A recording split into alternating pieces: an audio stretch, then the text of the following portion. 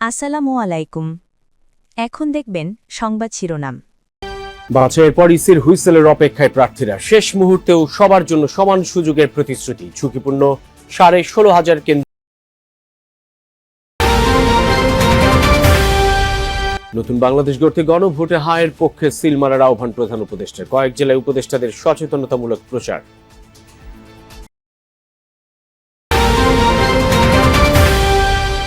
যুক্তরাষ্ট্র সহ পশ্চিমের রাষ্ট্রদূতদের সঙ্গে তারেক রহমানের বৈঠক।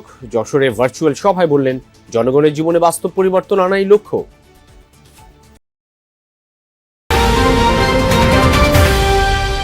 ভারতে বিশ্বকাপে খেলতে না গেলে বাংলাদেশের জায়গায় সুযোগ পাবে স্কটল্যান্ড। খবর এএফপির। নিজেদের অবস্থানে অনড় বিসিবি।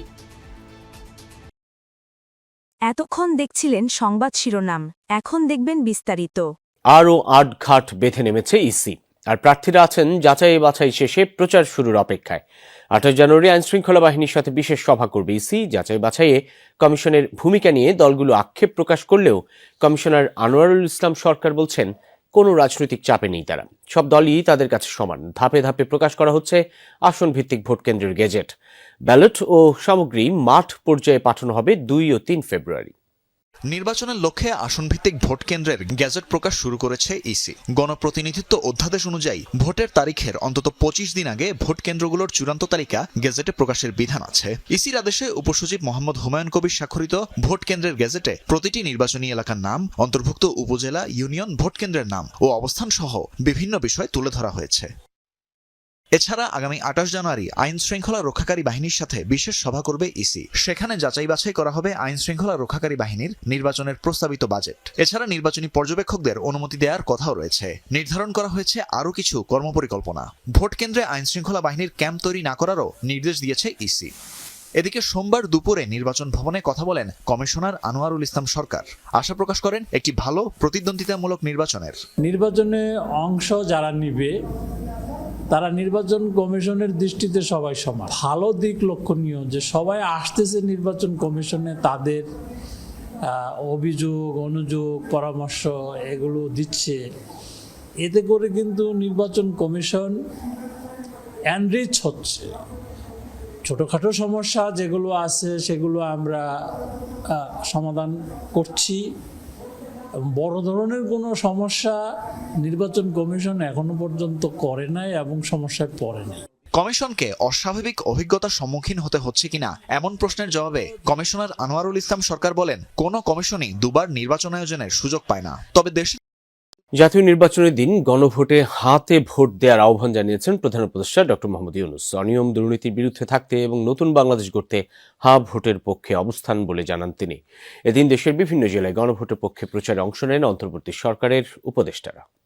সংসদ নির্বাচন ও গণভোট 12 ফেব্রুয়ারি। তার আগে গণভোটের হ্যাঁর পক্ষে একযোগে সারা দেশে প্রচারে উপদেষ্টারা। সোমবার বিভিন্ন জেলায় যান মন্ত্রণালয়ের দায়িত্বপ্রাপ্ত উপদেষ্টারা। তাদের এই ক্যাম্পেইনের মধ্যেই সন্ধ্যা 6:30টায় জাতির উদ্দেশ্যে দেয়া এক ভিডিও বার্তায় হ্যাঁ ভোটের পক্ষে সমর্থন চান প্রধান উপদেষ্টা ডক্টর মোহাম্মদ ইউনূস। আগামী 12 ফেব্রুয়ারি জাতীয় সংসদ নির্বাচনের দিনেই অনুষ্ঠিত হবে গণভোট। গণভোটে আপনি হ্যাঁ ভোট দিলে বৈষম্য, শোষণ আর নিপীড়ন থেকে মুক্ত হবে বাংলাদেশ। গণভোটে হ্যাঁ ভোট মানে তত্ত্বাবধায়ক সরকার ও নির্বাচন কমিশন গঠনে সরকার ও বিরোধী দল একসঙ্গে কাজ করবে। সরকার বিএনপির চেয়ারম্যান তারেক রহমানের সঙ্গে সৌজন্য সাক্ষাৎ করেছেন ঢাকায় নিযুক্ত যুক্তরাষ্ট্রের রাষ্ট্রদূত ব্রেন্ট ক্রিস্টেনসন। এ সময় দূতাবাসের আরও কয়েকজন কর্মকর্তা উপস্থিত ছিলেন। বিকেল 4টার কিছু আগে রাজধানী গুলশানে বিএনপি চেয়ারম্যানের কার্যালয়ে এই সাক্ষাৎ অনুষ্ঠিত হয়। সাক্ষাতে তারেক রহমানের সঙ্গে বিএনপি মহাসচিব মির্জা ফখরুল ইসলাম আলমগীর সহ অন্যরা উপস্থিত ছিলেন। এর আগে বেলা 11টার পর তারেক রহমানের সঙ্গে সৌজন্য সাক্ষাৎ করেন ঢাকায় নিযুক্ত কানাডার রাষ্ট্রদূত অজিত সিং। বিকেলে সৌজন্য সাক্ষাতে যায় ইউরোপীয় ইউনিয়নের রাষ্ট্রদূতরা। মাইকেল মিলারের নেতৃত্বে প্রতিনিধি দলে ছিলেন স্পেনের রাষ্ট্রদূত গ্যাব্রিয়েল সিস্তিয়াগা ওচোয়া, সুইডেনের রাষ্ট্রদূত নিকোলাস উইক্স, ডেনমার্কের রাষ্ট্রদূত ক্রিস্টিয়ান ব্রিক্স মোলার, জার্মানির রাষ্ট্রদূত আচিম স্ট্রোস্টার, ইতালির রাষ্ট্রদূত অ্যান্তোনিও আলজান্দ্রো, ফ্রান্সের রাষ্ট্রদূত মারি মাসুদুপায় এবং নেদারল্যান্ডসের অ্যান্ড্রে কাস্টেন্স। শুধু মিছিল, মিটিং আর স্লোগান নির্ভর রাজনীতিতে সীমাবদ্ধ থাকতে চায় না বিএনপি। বরং মানুষের কল্যাণে সরাসরি কাজ করাকেই রাজনীতির মূল লক্ষ্য হিসেবে নিতে চায় দলটি। এমন মন্তব্য করেছেন বিএনপি চেয়ারম্যান তারেক রহমান। যশোরে বিরল রোগে আক্রান্ত শিশু আফিয়ার পরিবারের সাথে আজ ভার্চুয়ালি সাক্ষাৎ করেন তিনি। জানান, বিএনপি ক্ষমতায় গেলে স্বাস্থ্যসেবা, কৃষি ও সামাজিক নিরাপত্তায় বড় ধরনের জনবান্ধব কর্মসূচি বাস্তবায়ন করা হবে।